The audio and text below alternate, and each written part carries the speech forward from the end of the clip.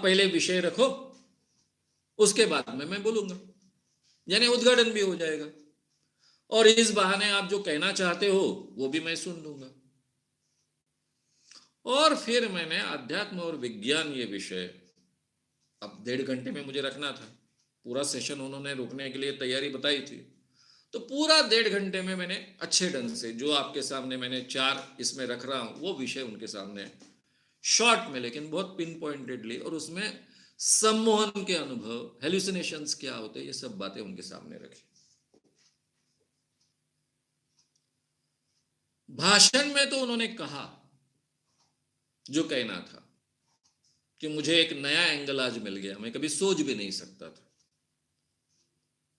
लेकिन बाद में उन्होंने मुझसे कहा, जब हम खाना साथ में खा रहे थे तब, कि मानव साहब आप जो ये बातें कह रहे हो ये इतनी महत्व की है, मैंने आज तक ये बातें कभी सुनी नहीं थी। मुझे हमेशा लगता था कि विज्ञान अधूरा है, आध्यात्म की कई बातों का जवाब उसको पता नहीं है,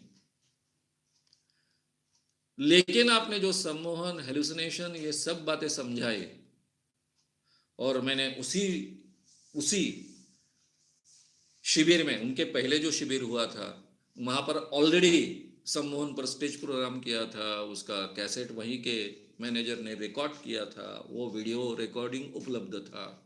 मैंने उनसे कहा कि आप ये सब अनुभव देख सकते हो वीडियो में, आपके ही मैनेजर ने यहाँ शूट किए हैं।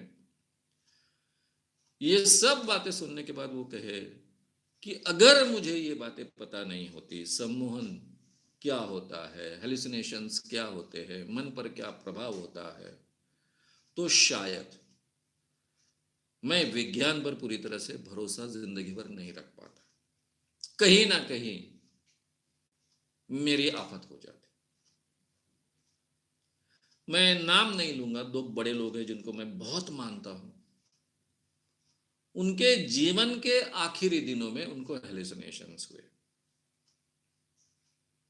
दोनों रैशनल थे, 100% रैशनल थे, लेकिन जीवन के अंत में उनको जो हेलुसिनेशंस हुए उनका वो मतलब नहीं समझ पाए।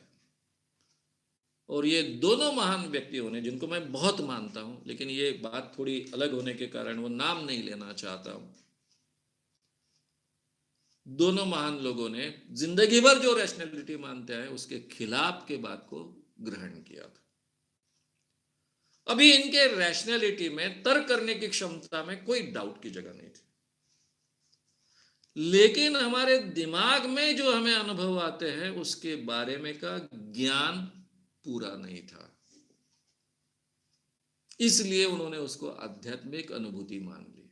ये हेलुसिनेशंस है ऐसा उनको नहीं लगा, क्योंकि उनको जानकारी नहीं थी।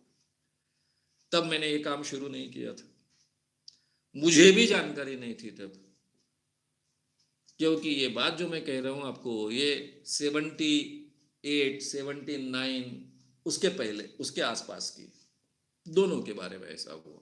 दोनों बड़े महान थे, एक महाराष्ट्र में बहुत बड़े थे और दूसरे तो पूरे देश में बहुत बड़े थे।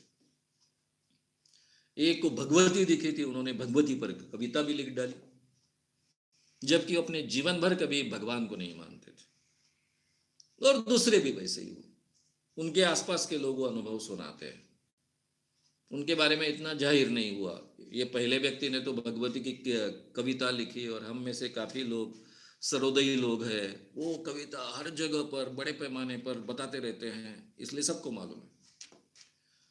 दूसरे व्यक्ति के हेलुसिनेशन के बारे में इतना मालूम नहीं।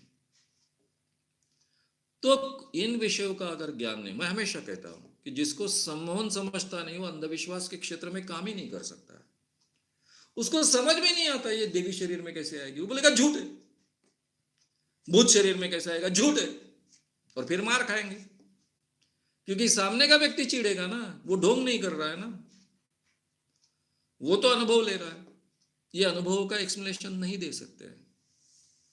इसलिए मैं हमेशा कहता हूं कि डॉक्टर अब्राहम कौर, जिनके कारण मैं बदला, उनको अगर सम्मोहन का अच्छा ज्ञान नहीं होता तो मेरे मन में जो आध्यात्मिक सवाल थे, बचपन से मैं आध्यात्मिक क्षेत्र में प्रगति करना चाहता था और बहुत कुछ करता था, उन सवालों के जवाब मुझे कभी मिल नहीं पाते और मैं अपने आप को बदल नहीं पाता।